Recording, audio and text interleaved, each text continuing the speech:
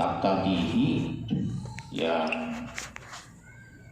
menetapkan akan sesuatu, yang mengkehendaki akan sesuatu apa azamatu, kemaha agungan Allah subhanahu, dengan kemaha sucian Allah, min subutil hijabi, dari tetapnya, dari menetapnya penghalang. Karena maka pasti ada itu lahu, tetap bagi Allah apa satirun, auto fatawayarah, maka menjadi berbeda.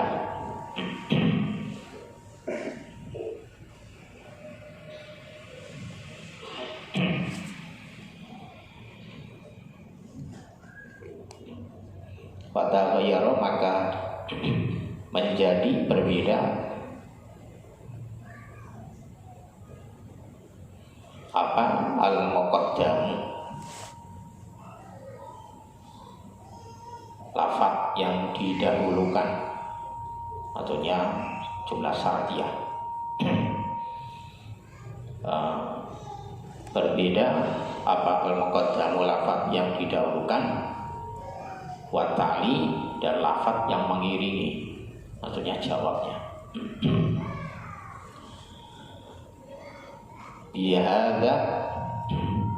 Bihadza takwili, dengan inilah penakwilan.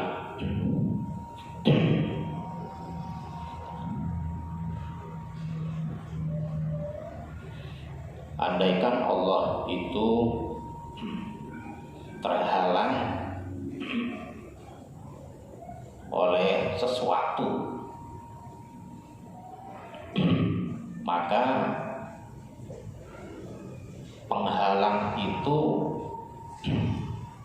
yang akan menjadikan sebab terhalangnya Allah. Atau andaikan Allah itu tertutup oleh sesuatu, maka otomatis penutup itu yang menjadi penghalangnya Allah. Ketika ada penghalang yang menghalangi Allah untuk bisa dikenal oleh manusia atau diketahui oleh manusia atau dilihat oleh manusia, maka otomatis penghalang itu yang menjadikan sebab terhalanginya Allah dari bisa dilihat, bisa diketahui, atau bisa dikenali. Padahal tidak ada apapun atau siapapun yang bisa menghalangi Allah sama sekali. Ketika disebut penghalang, otomatis akan ada yang terhalangi. Ketika disebut terhalangi, pasti ada yang menghalangi. Itu alazum, alazimannya begitu. Kalau andaikan Allah itu tertutup atau terhalangi sesuatu, berarti ada penghalang dan ada penutup yang melebihi daripada Allah. Karena tidak mungkin yang dihalangi, yang ditutupi itu, kalau ibarat benda, lebih kecil daripada yang menutup dan yang menghalangi. Maka logikanya, kalau andaikan Allah itu tidak bisa dilihat, tidak bisa dikenal, tidak bisa diketahui oleh kita karena adanya suatu penutup atau penghalang Allah, berarti ada Tuhan kedua yang melebihi daripada Allah yang bisa menutup Allah atau menghalangi Allah. Padahal Allah itu disucikan dari menyerupai makhluk dalam sifat, di dalam af'al, pekerjaan-pekerjaan, dan di dalam zat. Zat itu berarti keberadaan Allah. Termasuk Allah disucikan keberadaannya dari terhalangi atau tertutupi oleh apapun dan siapapun. Andaikan Allah itu tertutup dan terhalangi, berarti ada kekuatan yang lebih besar, lebih kuat, melebihi dari Allah sendiri. Padahal tidak ada. Allah disucikan dari menyerupai makhluk dalam hal bisa terkalahkan oleh yang lain. Otomatis penutup itu kan mengalahkan yang ditutupi. Penghalang itu mengalahkan, menguasai yang dihalangi. Sedangkan Allah zat yang maha menguasai. Allah adalah zat yang maha menang. Allah adalah zat yang maha mengatur. Maka mustahil Allah itu tertutup dari apapun dan siapapun. Sehingga ketika manusia tidak bisa kenal Allah, bukan karena Allahnya yang tertutup, tapi hati manusia itu sendiri yang tertutup dari bisa mengenal Allah. Hati manusia itu sendiri yang terhalang dari tahu Allah. Hati manusia itu sendiri yang terkurung sehingga tidak bisa sampai ke hadirat Allah.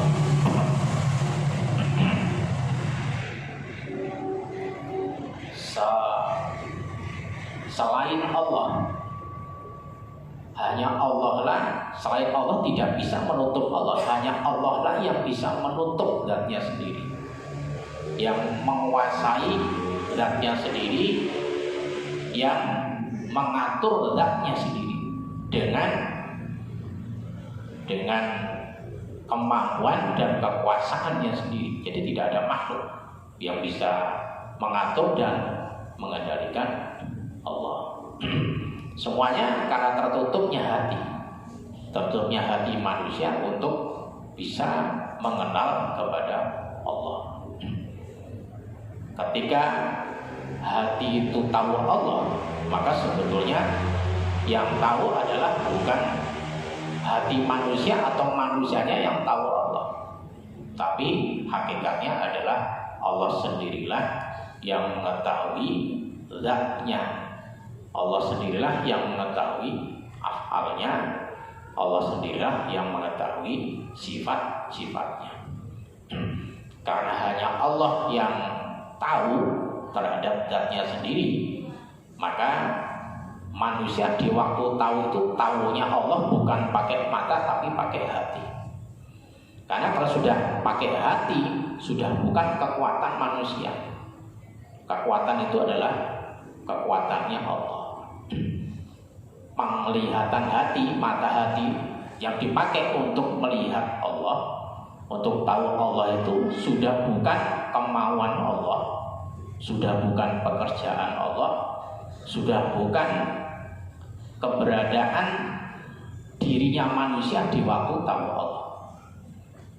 Semuanya adalah murni kekuatannya Allah, kemauannya Allah, dan keberadaannya Allah. Hanya Allah sendiri yang tahu siapa Allah hakikatnya. Makanya pakai hati, tidak pakai tahu Allah itu pakai hati nurani. Walaupun dengan menggunakan hati nurani bukan berarti manusianya yang punya kekuatan untuk melihat Allah. Karena kalau sudah pakai hati, manusianya hilang dari merasa punya kekuatan, hilang dari merasa punya daya, hilang dari merasa keberadaannya sendiri, nggak merasa ada. Kalau sudah pakai hati begitu, hilang dari manusianya hilang, maknanya nggak merasa ada. Nah, di saat itulah baru namanya tahu Allah. Sebetulnya bukan manusia tahu Allah, tapi hakikatnya Allah tahu zatnya sendiri. Seperti halnya yang tahu hakikatnya diri kita itu adalah untuk pemahaman, ya diri kita sendiri yang tahu sebenarnya kita, ya diri kita sendiri. Orang lain tidak akan tahu sebenarnya tentang diri kita. Secara pemahamannya begitu. Tidak mungkin orang tahu hakikat diri kita secara sempurna, secara lengkap, tidak mungkin. Orang lain tidak bisa merasakan perasaan kita, tidak bisa paham pikiran kita, tidak bisa paham kemauan kita. Yang paham pikiran kita sendiri, kemauan kita dan keinginan kita, paham dengan niat kita, ya kita sendiri. Orang lain tidak akan bisa masuk di situ itu. Nah, begitu pula dengan Allah. Hanya Allah lah yang tahu hakikatnya, Allah yang sebenarnya, hakikat afalnya, pekerjaannya, hakikat sifatnya, dan hakikat zatnya. Maka di situ itu kan hanya Allah yang tahu. Manusia tidak merasa tahu dan tidak merasa ada, hilang namanya. Makanya pakai hati. Kalau sudah hati harus hilang. Kalau masih pakai mata nggak hilang. Makanya nggak mungkin melihat Allah pakai mata. Karena apa? Karena sifat basariahnya, kemanusiaannya masih utuh sempurna. Manusianya masih merasa ada, masih merasa bekerja, masih merasa punya sifat. Lalu tahu Allah itu bukan Allah yang diketahui. Kenapa? Karena masih musyrik. Allah itu tidak bisa diketahui dengan jalan musyrik, tidak bisa dikenal dengan cara musyrik. Hanya bisa dikenal, diketahui dengan cara tauhid. Berarti yang tahu Allah sebenarnya harus Allah sendiri. Hanya Allah yang tahu Allah. Di situ itulah manusia hilang, tidak merasa ada di dalam keberadaannya. Itu baru namanya tauhid hakiki, hakikiyah. Tauhid yang sebenarnya masuk ke hadirat Allah, itu namanya tauhid. Betul-betul bebas dari musyrik, baik itu lahir atau musyrik batinnya. Dalam surat Al-Kahfi kan begitu, ayatnya kan jelas. Siapa saja yang pengen, yang mengharapkan ketemu Allah, satu syaratnya harus beramal soleh. Amal soleh itu amal yang tidak boleh musyrik. Nah, termasuk musyrik itu adalah merasa punya daya dan kekuatan sendiri yang murni dari dirinya. Nah, itu namanya musyrik.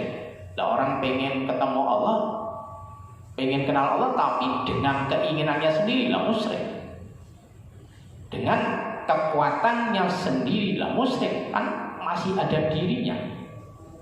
Kalau masih ada keinginannya sendiri, masih ada kekuatannya sendiri, masih ikut campur keinginannya, kekuatannya, masih ada campur, masih terlibat dirinya di dalam untuk tahu Allah, maka tidak akan mungkin bisa tahu Allah, karena masih di dalam kemusyrikan. Kalau sudah hilang dari musyriknya, baru bisa liqa rabbih gitu. Faman kana yarju liqa rabbih falyamal amalan shalihan.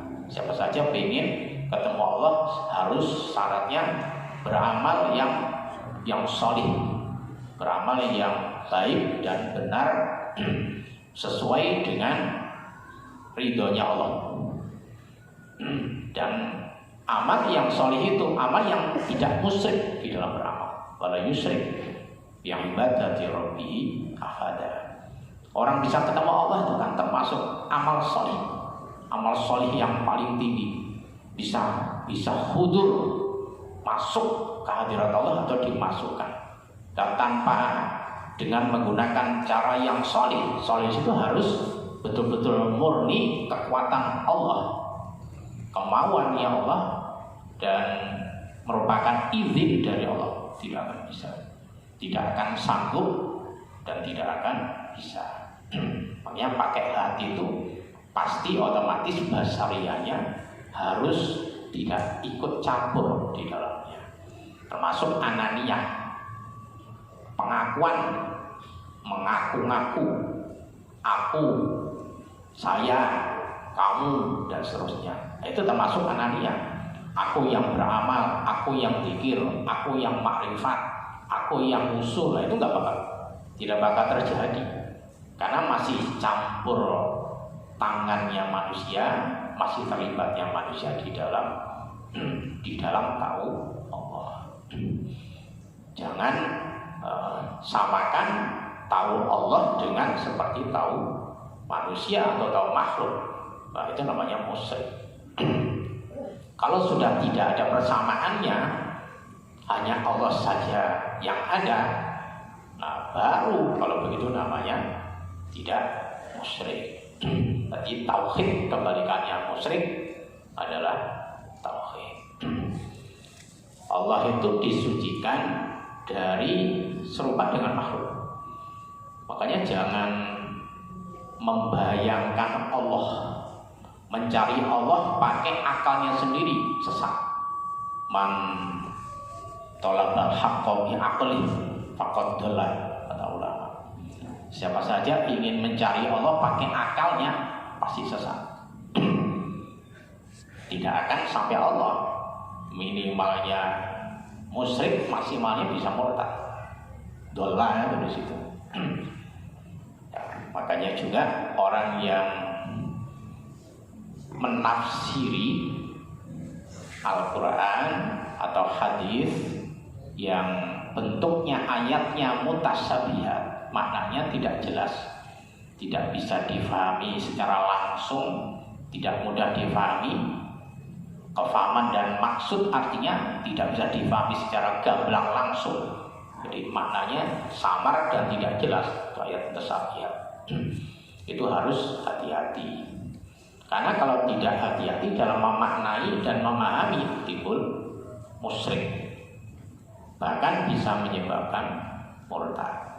Karena menganggap Allah itu sama dengan makhluk dalam cara difahaminya, termasuk di dalam cara mengartikannya. Untuk terhindar dari musyrik, jadi menyerupakan Allah dengan makhluk di dalam ayat-ayat Quran atau hadis yang mutasyabihat, maka harus dihindari satu, menganggap Allah itu berjisim. Karena kata-kata yang biasa diucapkan manusia kalau tidak ada itu berbahaya, yang berhubungan dengan sifat-sifat Allah yang baik ada dalam Quran atau hadis, seperti yadullah fawqa aydihim. Itu kalau diartikan secara tekstual kan tangan Allah di atas tangan mereka. Mengartikan begitu tuh berbahaya.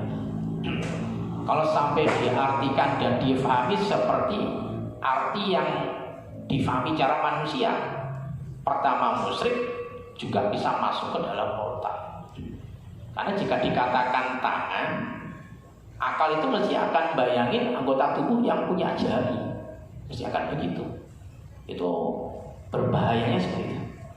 Termasuk membahasakan dengan bahasa kita sendiri juga berbahaya kalau itu berkaitan dengan Allah, berkaitan dengan sifat.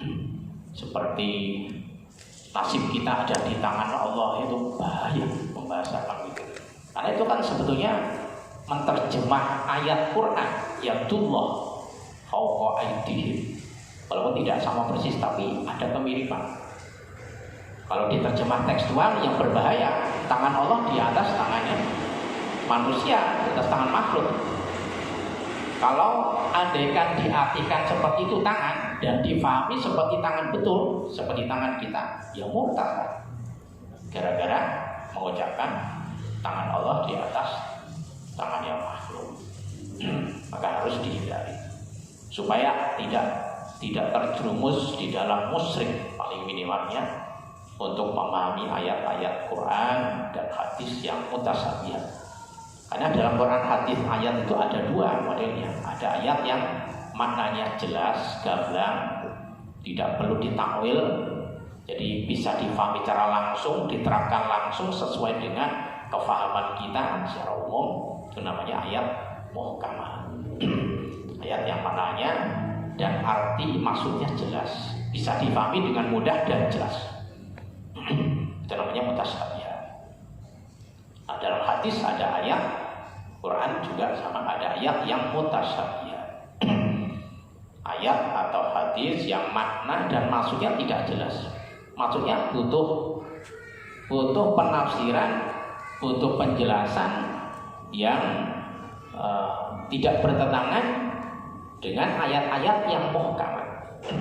Karena maknanya samar, tidak jelas, tidak bisa difahami seadanya. Kalau difahami seadanya berbahaya, bisa musyrik, bahkan bisa murtad. Di Quran hadis tidak ada dua model itu.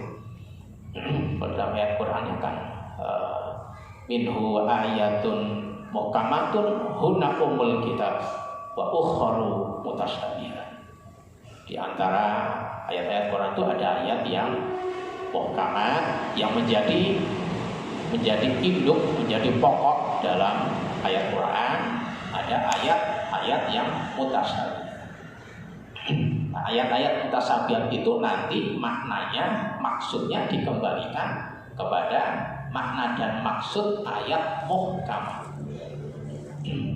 Contoh yang ayat muhkamat dalam Quran, kita diberitakan sholat, aqimis sholata, dirikanlah sholat. Maksudnya sholat itu bukan zikir, bukan wirid, bukan tahajud, bukan puasa. Sholat ya sholat, ya pekerjaan sholat, ya takbir, ya rukuk, ya sujud, ya sampai itu sholat.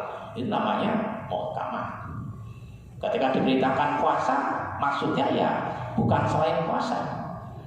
Bukan diberitakan puasa itu berarti mengerjakan baca Quran, mengerjakan sholat sunnah, bukan.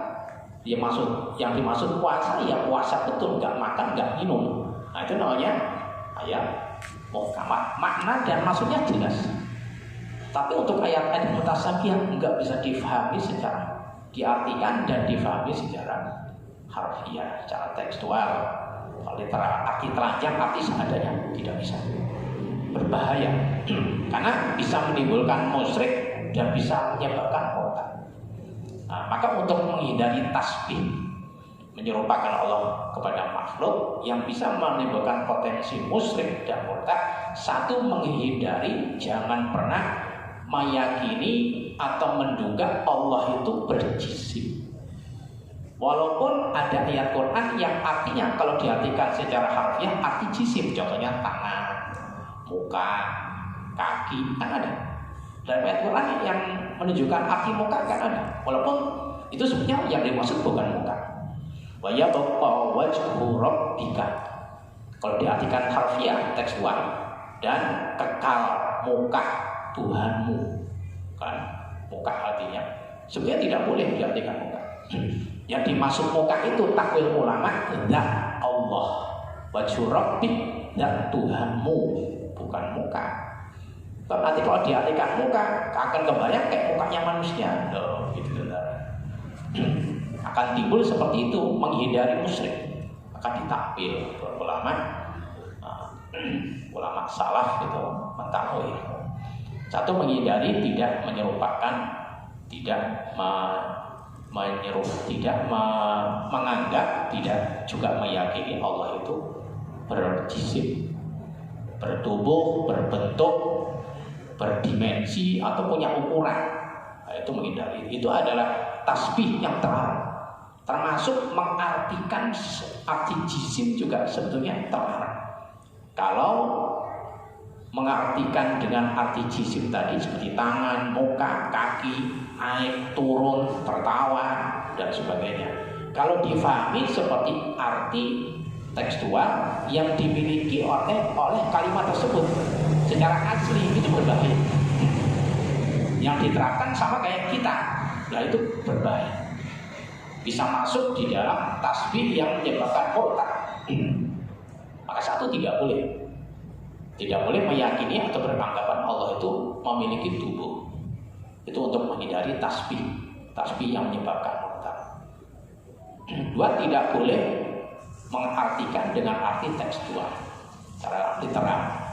Kayak yadullah fawqa aydihim diartikan tangan. Kadang-kadang itu dalam bahasa sehari-hari diucapkan. Semua manusia di mata Allah sama. Coba hati-hati ngomong begitu. Nasib kita di tangan Allah. Coba. Bahaya loh ngomong begitu. Itu nanti kalau dia ngomong begitu, tangan, matanya Allah, terus dia pahami, diyakini seperti mata kita dan tangan kita, langsung murtad gara-gara ngomong begitu. Makanya hindari mengartikan secara tekstual langsung, secara arti asli ayat-ayat yang menjelaskan tentang sifat Allah. untuk terhindar dari syirik. Terus ketiga, hindari membayangkan sifat Allah seperti bayangan makhluk. Andaikan ada ayat diartikan tekstual, jangan pernah bayangin tangan, umpamanya tangan Allah di atas tangan mereka, jangan pernah bayangin kayak tangan kita, bayangin aja tak boleh. Supaya tidak bayangin, jangan diartikan tekstual. Artikan dengan arti takwil, maka tidak akan membayangkan Allah itu berjisim, bertubuh, memiliki jisim, memiliki tubuh atau memiliki badan. Jadi tidak membayangkan arti ayat mutasyabihat dengan bayangan menurut manusia.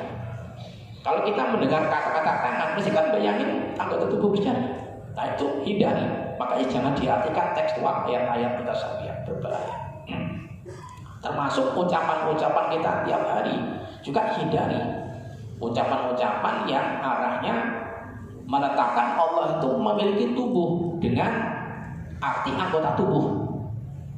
Maka ulama salah memberikan jalan solusi agar selamat dari musyrik adalah dengan tidak mengartikan ke arti asli, tapi ke arti dialihkan ke arti lain yang sesuai dengan Allah.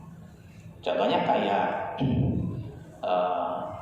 yatullah fauqa aydihim, itu yang dimaksud arti lain takwil bukan secara harfiah adalah kekuatan atau pertolongan Allah. Kekuatan Allah di atas tangan manusia atau di atas kekuatan manusia, atau pertolongan Allah di atas pertolongan manusia. Artikannya begitu. Jika ulama salaf enggak mau artikan tangan Allah di atas tangan, tidak mau. Karena khawatir timbul kemusyrikan yang berbahaya yang bisa menyebabkan orang itu masuk di dalam kemurtadan tanpa terasa. Khususnya lagi orang-orang Islam yang nggak ngerti agama, apalagi nggak ngerti tauhid, nggak ngerti agama atau minim agama, lalu mengartikan dengan seadanya, itu pasti akan membayangkan Allah punya tangan atau akan meyakini Allah bertangan. Fatal akibatnya, langsung murtad. Maka ulama salah menghindari itu. Para ulama-ulama Ahlussunnah wal Jamaah menghindari mengartikan ayat-ayat mutasyabihat dan hadis mutasyabihat dengan arti tekstual. Tidak diartikan arti asli, tapi diartikan ke arti lain yang sesuai dengan Allah. Itu yang dimaksud dengan takwil. Maka seperti mengatakan Allah itu tertutup, itu kalau menduga atau meyakini Allah tertutup betul, kita tidak bisa lihat Allah, bahaya. Itu minimalnya musyrik, maksudnya bisa murtad. Ya begitu, karena menyamakan Allah dengan makhluk. Nggak bisa dilihat karena tertutup. Kata siapa? Allah tidak tertutup. Allah itu zat yang maha ada. Toh wujudnya segala sesuatu selain Allah itu karena terwujudkan oleh adanya Allah. Allah itu ada sebelum segala sesuatu. Allah ada setelah segala sesuatu, dan Allah ada di sisi segala sesuatu. Sebelum sesuatu selalu ada Allah, setelah sesuatu selalu ada Allah, di sisi sesuatu juga selalu ada Allah. Maka bagaimana mungkin Allah tertutup? Nah, itu mustahil. Toh adanya kita ini karena teradakan oleh Allah. Maka tidak mungkin Allah tertutup. Termasuk ada sebagian orang yang memahami bahwa peristiwa Isra Mi'rajnya Nabi itu dijadikan dalil kalau Allah itu bertempat di langit atau berlokasi di arsy. Nah itu sesat demi sesat. Itu kan sama saja menyamakan Allah dengan makhluk dalam hal bertempat di langit. Padahal diangkatnya Rasulullah, diperjalankannya Rasulullah ke Sidratul Muntaha itu bukan karena menjadi petunjuk bukti Allah bertempat di Sidratul Muntaha, Tapi sebagai petunjuk Allah memperlihatkan kekuasaannya. Caranya adalah dengan menaikkan Rasulullah ke Sidratul Muntaha, menjadi petunjuk tempatnya Rasulullah, menjadi petunjuk tempat hambanya Allah, bukan tempatnya Allah. Tapi ada sebagian orang Islam dalam hal ini yang meyakini itu menjadi dalil Allah bertempat di langit atau di arsy. Padahal maksudnya Rasulullah diangkat itu untuk menunjukkan kekuasaan Allah, bahwa Rasulullah itu manusia yang paling mulia, karena mulianya derajat diangkat ke Sidratul Muntaha untuk menerima berita sholat. Itu menunjukkan tempatnya Rasulullah, bukan tempatnya Allah dalam peristiwa Mi'rajnya Rasulullah. Nah, kalau itu difahami tempatnya Allah, ya berarti Allah itu bertempat sama dengan makhluk lain, itu musyrik, bahkan murtad. Yang berkeyakinan itu diantara salah satunya golongan Wahabi. Mereka meyakini Allah bertempat. Buktinya Rasulullah dimi'rajkan ke Sidratul Muntaha, ke langit. Tapi jika mereka golongan Wahabi meyakini Allah itu bertempat, ada dua versi. Satu versi mengatakan di langit, ketujuh versi lain mengatakan di arsy. Kalau memang betul-betul seperti itu diyakini Allah bertempat, maka murtad siapapun yang meyakini. Karena sudah bukan cuma mempersekutukan, berarti menduakan, sudah membuat tandingan Allah ada Tuhan lain selain Allah. Itu paling berbahaya. Nah, kalau andaikan naiknya Rasulullah ke langit, ke Sidratul Muntaha, itu menjadi dasar bahwa Allah itu bertempat di Sidratul Muntaha. Lalu bagaimana dengan Nabi Musa yang diperintahkan Allah, dipanggil dan mendapatkan perintah di atas gunung Tursian? Berarti ada Allah yang menurut yang meyakini Allah bertempat, ya. Kalau melihat dari dua peristiwa itu, berarti ada Allah yang bertempat di Sidratul Muntaha, ada Allah yang bertempat di Gunung Tursina. Berarti ada Allah dua Allah. Nah, kan jadi kontradiksi. Makanya Ahlussunnah wal Jamaah bukan begitu cara memahaminya. Allah itu mukhalafatul lil hawadits. Allah itu berbeda dengan makhluk. Kalau makhluk bertempat, Allah tidak bertempat. Kalau makhluk berbentuk, Allah tidak berbentuk. Allah tidak membutuhkan tempat. Allah ghaniyun 'anil 'alamin. Allah yang maha tidak butuh dari seluruh makhluk ciptaannya, termasuk tidak butuh arsy, tidak butuh Sidratul Muntaha, tidak butuh langit, tidak butuh bumi. Allah ada tanpa butuh tempat, tanpa butuh waktu, tanpa butuh arah. Nah, itu kefahaman, keyakinan Ahlussunnah wal Jamaah. Ya, orang-orang yang keyakinan yang menyimpang akan meyakini Allah sama dengan makhluk di dalam hal bertempat, berarah, berwujud, berwaktu. Kalau diyakini begitu, bukan orang Islam. Dia keluar dari Islam total. Itu berbahaya. Makanya harus menghindari untuk masuk agar tidak terjerumus di dalam kemusyrikan. Dalam bahasa kita harus hati-hati dalam tauhid. Jangan sampai membahasakan Allah disamakan dengan bahasa kita. Tangan Allah, mata Allah, kaki Allah. Bahaya loh begitu.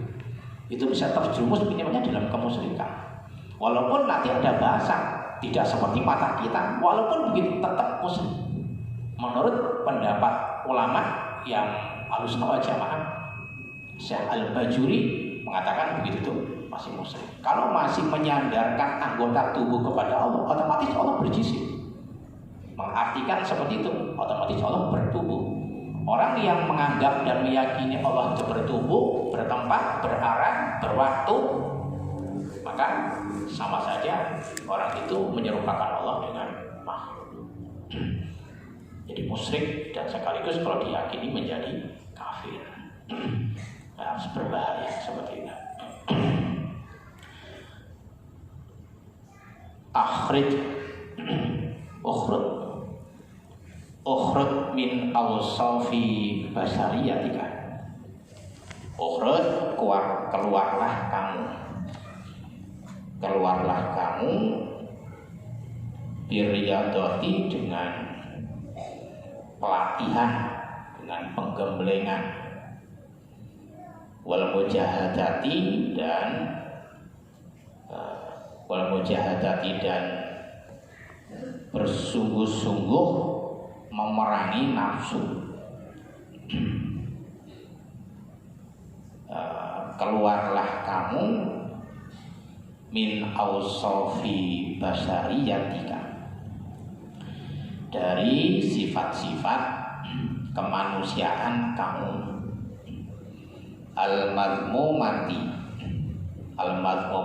yang tercela. Sawakun itu sama saja, kanat adalah ada, apatil kalau awsafu itulah sifat-sifat, itu dhahiratan, sifat yang jelas, sifat yang lahiriah, sifat yang nyata. Wahia, adapun sifat-sifat lahir itu al-qaimatu, sifat yang melekat bil jawarihi, dengan anggota tubuh. Kahibatin, seperti membicarakan kekurangan orang lain. Wanamimatin, dan mengadu domba. Bukan dombanya diadu, itu kata kiasan. Bukan adu kambing, bukan begitu. Maksudnya itu kata kiasan dari memecah belah manusia. Bahasanya adu domba. Tadi fahami adu domba diadu benar, bukan begitu, itu kata kiasan. Pakotlin, ngadu domba diadu benar juga haram, sama aja. Cuma yang dimaksud itu kata kiasan, memecah belah manusia. Pakotlin, dan membunuh, wasalbin dan merampas. Ini kelanjutan dari keterangan di atas. Penyebab manusia itu kenapa tidak bisa dekat Allah, minimalnya, maksimalnya kenapa tidak bisa masuk ke hadirat Allah, kenapa nggak bisa jadi wali. Sederhananya bicara begitu, gampangnya. Kenapa manusia nggak bisa masuk surga? Maksimalnya kenapa manusia nggak bisa jadi wali? Itu karena sifat-sifat manusia yang tercela, yang buruk, yang jahat tidak mau dibuang. Penghalang orang masuk surga itu salah satunya adalah masih memiliki sifat-sifat jahat di dalam dirinya, sifat-sifat tercela. Termasuk penghalang masuk surga, termasuk penghalang diterimanya amal, termasuk menjadikan sebab mendatangkan perbuatan-perbuatan dosa, karena masih memelihara sifat-sifat jahat yang tercela di dalam dirinya. Sifat-sifat jahat itu diantaranya yang melekat pada tubuh kita, seperti ghibah. Ghibah itu membicarakan kekurangan orang lain, itu hukumnya kan haram. Nah, pengen hatinya kebuka, pengen dekat Allah, tapi ghibah tiap hari, ya mustahil lah. Itu dosa, itu haram, dan termasuk dosa besar. Ghibah itu membicarakan kekurangan orang lain, bukan kejelekan, kekurangan, apalagi kejelekan. Membicarakan entah dengan menggunakan tulisan atau dengan menggunakan ucapan, itu menjadikan sebab ketutupnya hati, karena itu dosa besar. Pakai mulut merumpi, berarti orang penggosip kekurangan orang lain atau yang dimiliki oleh orang lain. Kalau andaikan orang lain itu mendengar pembicaraannya, pasti marah, pasti tersinggung, pasti kecewa. Kenapa? Karena membicarakan kekurangan yang dimiliki oleh saudaranya atau dimiliki oleh orang lain. Mungkin membicarakan rumahnya, pakaiannya, kendaraannya, karakternya, keluarganya, makanannya, saudaranya, dibicarakan kekurangannya. Kalau orang itu dengar pasti marah, itu namanya ghibah. Nah, itu haram. Itu perbuatan haram yang sering dilakukan oleh manusia di zaman akhir. Salah satu bentuk ghibah itu adalah tulisan. Kalau zaman sekarang ghibah itu pakainya ketik lewat HP. Gampang komen apapun yang dilihat, dan komentarinya mesti komentari yang jelek dan merendahkan atau menjatuhkan siapapun yang dikomen. Dan orangnya mesti tidak tahu, tapi kadang-kadang orangnya baca. Nah, itu termasuk ghibah, hukumnya haram. Ya itu yang menjadikan sebab orang nggak bisa masuk surga, nggak bisa jadi wali ya gara-gara begitu. Karena perbuatan haram itu masih terus dilakukan. Itu dosa besar, ghibah. Termasuk namimah. Namimah itu memecah belah manusia. Dan dua manusia dibenturkan dengan saling difitnah keduanya, lalu dipertemukan, akhirnya terjadi percekcokan dua manusia itu. Itu namanya namimah. Biasanya yang contohnya kayak orang dapat informasi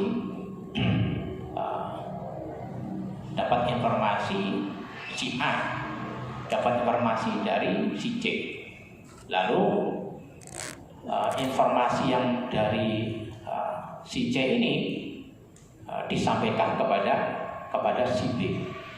Yang menyampaikan adalah si C. Jadi si A sama B ini gara-gara si C cekcok, menjadi bertengkar, menjadi musuhan gara-gara informasi yang disampaikan.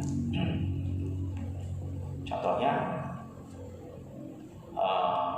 umpama ada suami istri, ibunya menceritakan kejelekan bapaknya, anaknya dengar, anaknya lagi dicurhatin sama ibunya. Habis diceritain jelekannya bapaknya oleh ibunya, anaknya cerita sama bapaknya, menceritakan omongan ibunya, akhirnya bapaknya marah sama ibunya gara-gara anaknya tadi. Karena anaknya ini menceritakan keburukan bapaknya lewat ibunya ngomong, terus diceritain ke bapaknya.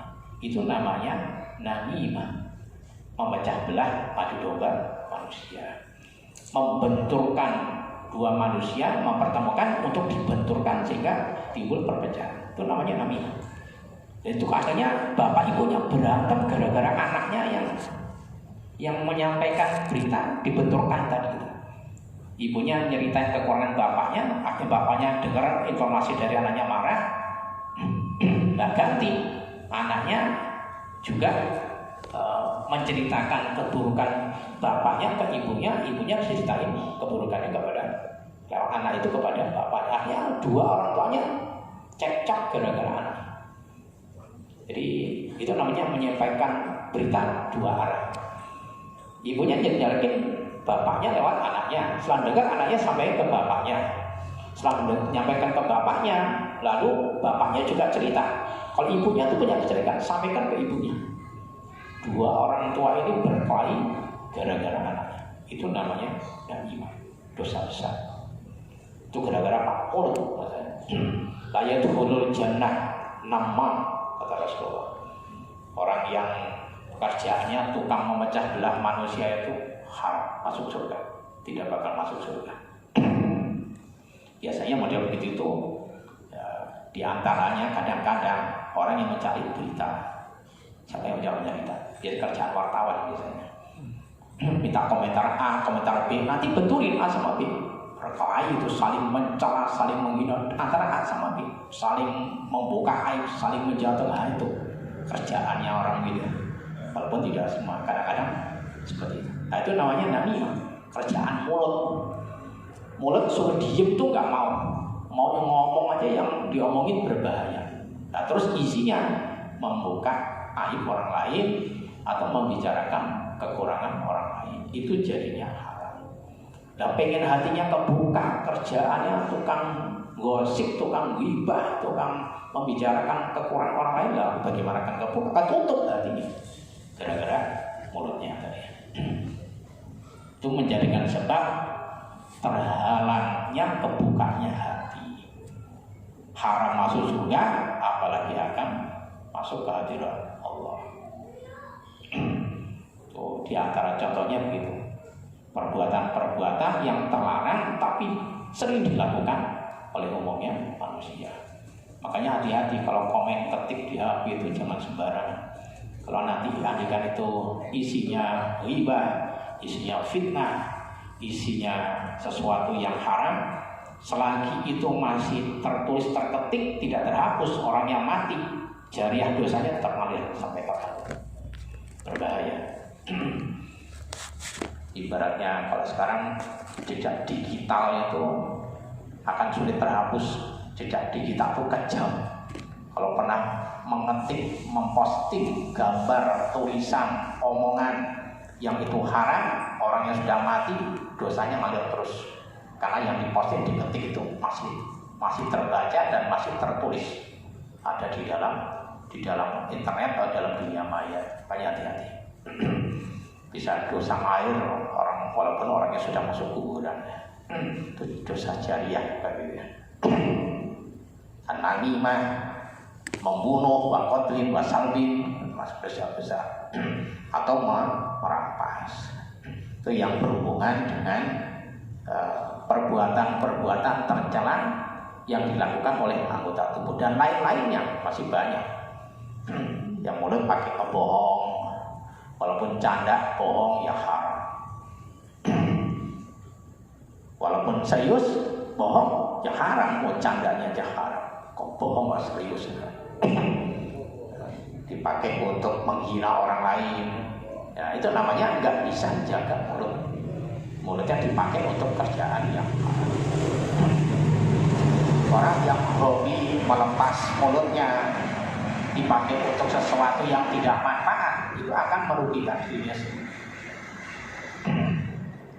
Akan merugikan akhiratnya dan merugikan amalnya. Au batinatin atau amal batiniyah. Bahaya adapun amal batiniyah itu al-qaqimatu, amal yang melekat, yang melekat bil qalbi di dalam hati, kaki berin, seperti sifat sombong. Orang yang punya sifat sombong sekecil apapun, walau sebesar biji dzarrah, haram masuk surga. Jika masuk surga aja haram, masuk ke hadirat Allah jauh lebih haram lagi. Gak bakal jadi wali. Termasuk salah satu sombong itu merasa lebih baik daripada orang lain. Itu sombong namanya. Sekecil apapun ada kesombongan di hati kita, haram masuk surga. La yadkhulul jannah man fi qalbihi mithqalu dzarratin min kibrin. Hadis Rasulullah. Tidak akan masuk surga orang yang di hatinya masih ada sifat sombong walaupun hanya sebesar biji dzarrah. Sebesar biji dzarrah itu apa? Ungkapan walaupun saking kecil, saking halusnya, masuk surga. Halus itu apa? Perasaan, pakai rasa itu halus. Merasa lebih baik dari orang lain, merasa lebih mulia dari orang lain, merasa lebih tinggi dari orang lain, itu termasuk sombong. Apalagi pakai mulut, apalagi pakai raga, pakai rasa aja sombong. Orang yang masih sombong, jangankan masuk surga, masuk ke hadirat Allah aja haram. Surga yang makhluk aja haram dimasuki, apalagi ke hadirat Allah. Di samping itu menyebabkan musyrik. Penyakit-penyakit hati itu yang menjadi sumber datangnya kemusyrikan batiniyah. Karena dengan sombong itu akan ngaku kan, dan akan merasa kan, ngaku bisa ibadah, merasa bisa ibadah sendiri, merasa bisa berbuat baik sendiri, merasa bisa jalankan ketaatan kepada Allah sendiri, dan ngaku bahkan merasa itu sombong, maka harus dihilangkan. Nah, kalau amal dibarengi dengan masih musyrik begitu sombong, tidak akan diterima oleh Allah. Kan tadi dikatakan dalam ayat Quran, kalau pengen ketemu Allah tidak boleh musyrik. Termasuk musyrik itu adalah sifat sombong, merasa itu masih sombong. Bahkan dalam satu keterangan, siapa saja orang jika dia masih merasa di dunia ini ada orang yang di bawahnya dia walaupun satu orang, itu masih sombong. Jadi harus dari manusia di dunia ini dia merasa di bawahnya, tidak pernah di atas. Sedunia, bukan satu dua orang. Malah ada keterangan lagi lebih halus lagi, jika ada orang merasa lebih mulia dibanding orang kafir walaupun dia muslim, itu namanya sombong. Merasa lebih mulia dari orang kafir, dia masih punya penyakit sombong dengan merasa gitu. Jika orang sombong, haram masuk surga. Bukan berarti orang kafir mulia, bukan. Orang kafir tetap tidak punya kemuliaan di soal, tapi dia pribadinya enggak merasa lebih mulia daripada orang kafir. Merasa lebih hina, merasa di bawahnya orang kafir, kedudukannya di soal. Bukan berarti kafirnya benar, tetap kafirnya sesat dan salah. Tapi pribadinya sendiri nggak merasa lebih mulia walaupun dibanding orang kafir. Saking merasa hinanya, begitu maksudnya. Apalagi jika merasa lebih hebat dari orang Islam, loh sama orang kafir kita merasa lebih hebat, kita sombong. Merasa lebih tinggi daripada orang kafir, termasuk masih sombong. Itu lebih halus lagi. Bahkan lebih halus lagi, jika kita merasa lebih mulia dari hayawan, masih sombong. Itu lebih halus lagi, lebih bawah lagi, lebih tinggi lagi tawadhunya.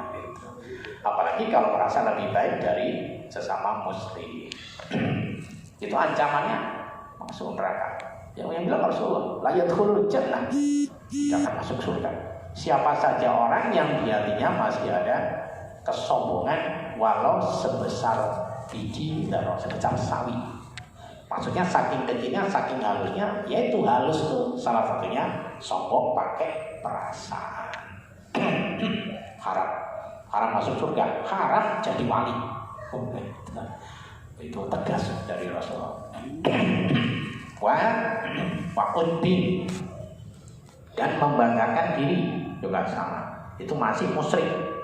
Merasa baik diri, merasa mulia diri, merasa hebat diri, merasa istimewa diri, itu juga musyrik, nggak akan jadi wali, juga nggak akan masuk surga karena ada kesombongan di dalamnya. Dalam Quran, fala tuzakku anfusakum, jangan kalian memuji diri kalian sendiri. Jangan kalian menganggap diri kalian suci, merasa baik, merasa benar, merasa mulia, merasa tinggi. Itu termasuk ujub. Dalam ayat yang lain, wala tubtilu shadaqatikum bil manni wal adza. Jangan kalian mengungkit-ungkit sedekah kalian. Jangan kalian menghapus sedekah kalian dengan cara mengungkit-ungkit dan menyakiti. Orang yang ungkit-ungkit, nyebut-nyebut kebaikannya, itu tandanya dia menganggap hebat, menganggap tinggi kebaikan yang sudah dilakukan. Menganggap tinggi suatu amal, menganggap baik suatu amal yang sudah dilakukan, itu namanya ujub, bangga diri. Maka terus diungkit-ungkit. Kan saya sudah bantu ini, bantu itu, nolong ini, nolong itu, dan seterusnya. Itu dia merasa bangga dengan pertolongan yang sudah dia lakukan. Itu namanya amalnya ujub, kemasukan penyakit membanggakan amal. Gak diterima amal kayak gitu. Itu amal yang kecampuran musyrik, tidak akan diterima amalnya. Sekaligus la yadkhulul jannah, gak akan masuk surga kalau gak ditobati. Apalagi masuk hadirat Allah. Ini pentingnya faham penyakit hati dan bahaya penyakit hati. Itu bisa musyrik juga bisa murtad. Orang sombong itu minimalnya musyrik, maksimal bisa masuk murtad kalau tidak hati-hati. Karena tidak tahu kalau sombong itu berbahaya. Baik pakai ucapan, pakai perbuatan, termasuk pakai perasaan. Ini kalau nggak ngerti bahaya, akan dilanggar. Dan itu perbuatan dosa semua. Kalau menghalalkan sombong, menghalalkan ujub, menghalalkan hasud, iri hati, murtad. Karena itu perbuatan haram semua. Dan sepakati oleh ulama itu haram, mutlak, tidak khilaf ulama. Kok kita anggap gak apa-apa, sah-sah saja murtad kepada Islam. Itu bahayanya kalau nggak ngerti ilmu. Maka batinnya harus ngerti juga, jangan ngerti fikih doang, ngerti halal, haram, halal, makruh, mubah, syariat. Batinnya juga harus ngerti. Nah, itu untuk detailnya kalau ingin tahu ada dalam kitab-kitab yang diperpanjang keterangannya. Ya kalau mau panjang lebar ada di Ihya Ulumuddin itu ada. Kalau kepanjangan ringkasannya juga ada. Mau'izatul Mu'minin itu ada. Itu nanti definisinya detail, contohnya itu di sana ada. Kalau ingin lengkap buka saja, buka saja kitabnya. Itu di antara contohnya itu Wa'ud bin Wariyain pamer Wasuma'atin pamer kepada manusia juga musyrik sama. Orang suka pamer nggak bakal jadi wali. Pamer di Facebook, pamer di Instagram, pamer di YouTube, niatnya pamer, bukan karena jualan. Kalau jualan lain urusannya. Betul-betul ingin memamerkan dirinya, memamerkan amalnya, memamerkan kebaikannya, memamerkan ilmunya, memamerkan apa aja niatnya pamer. Haram, haram masuk surga, haram jadi wali. Orang yang hobinya pamer, hobinya ujub, hobinya takabur, hobinya iri hati, nggak akan kebuka hatinya. Cita-citanya jadi wali, kandas, tidak akan jadi wali. Karena nggak kuat nahan nafsu. Itu masalahnya di sini. Wa sum'atin dan agar terkenal, senang popularitas, biar dikenal manusia, itu sama. Begitu itu musyrik. Hobinya, kesenangannya adalah ingin jadi manusia populer di dunia ini. Itu termasuk musyrik batinnya. Au wahiti dan dendam,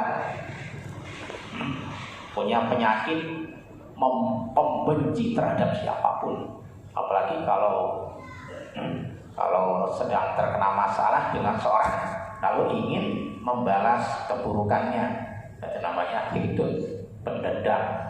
Sama, itu penyakit hati, penghalang untuk kebukanya hati, penghalang masuk surga, penghalang jadi wali Allah. Maka harus dilatih, digembleng penyakit-penyakit itu pelan-pelan dikurangi, maksimalnya dibuang, diganti dengan kebalikannya.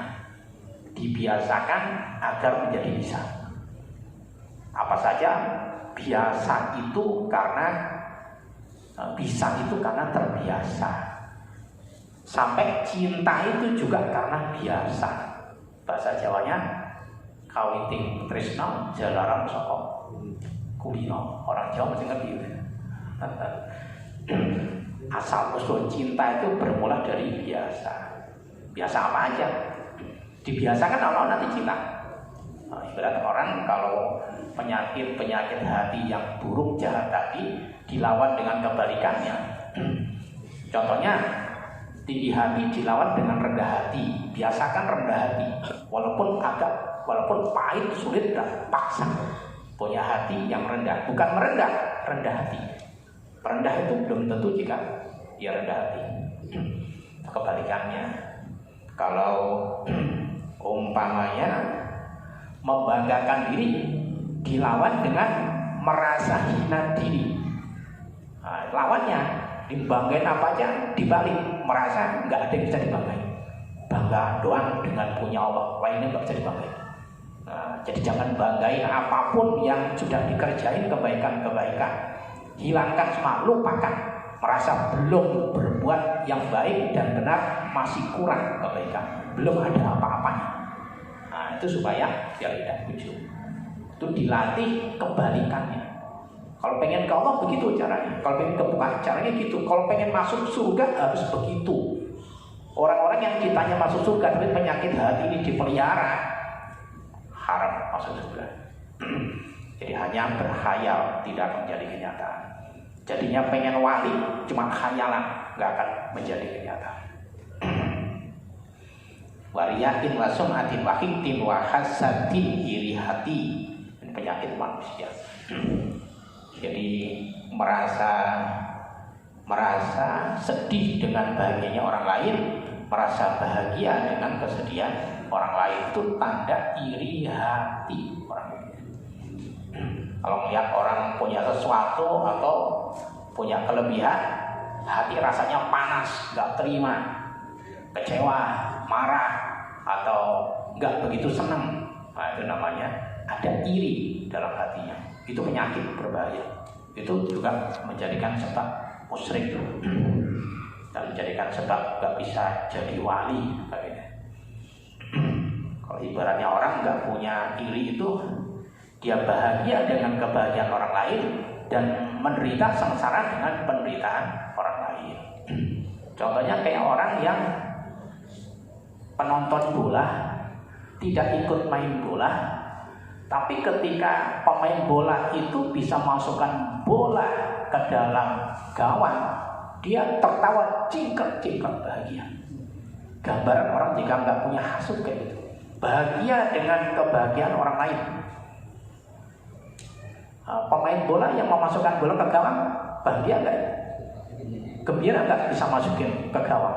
Cingkrak-cingkrak, penontonnya jauh lebih cingkrak-cingkrak lagi. Padahal bukan dia yang masukin bola, bukan dia itu yang main bola, tapi ikut bahagia dengan orang yang bermain bola bisa masukkan bola ke dalam gawang. Itu berarti dia tidak punya hasud. Nah, jika kita dengan saudara kita, dengan semua muslim, bahagianya muslim, bahagianya kita, kesedihannya muslim, kesedihan kita, berarti kita tidak punya penyakit iri hati di dalam hati kita. Gambarannya seperti itu. Kalau masih kebalikannya, berarti masih penuh iri hati. Nah, itu penyebab tidak bisa kebukanya hati. Wahidin, wahasadin, wahubbi jahin, mencintai kedudukan, gila kehormatan, gila jabatan, sama itu penghalang. Senang sekali jika memamerkan gelarnya, disebut gelarnya, memamerkan kedudukannya, itu penghalang orang sampai Allah. Wamalin, dan menyenangi harta, cinta harta juga sama, itu menjadi penghalang hati dari bisa masuk ke hadirat Allah. Punya tapi jangan dicintai, itu tidak penghalang. Ila ghairi dzalika, kepada selain demikian itu penyakit-penyakit hati. Itu penyebab diantaranya kenapa manusia itu musyrik secara bahagia. Kenapa manusia itu nggak cepat kebuka hatinya? Karena hati yang penuh penyakit hati, yang nggak mau ditinggalkan, dan raganya dipenuhi dengan perbuatan-perbuatan dosa. Terus nggak merasa dosa, apalagi bilang nggak apa-apa. Lah murtad. Dalam Islam menghalalkan yang haram itu penyebab kemurtadan.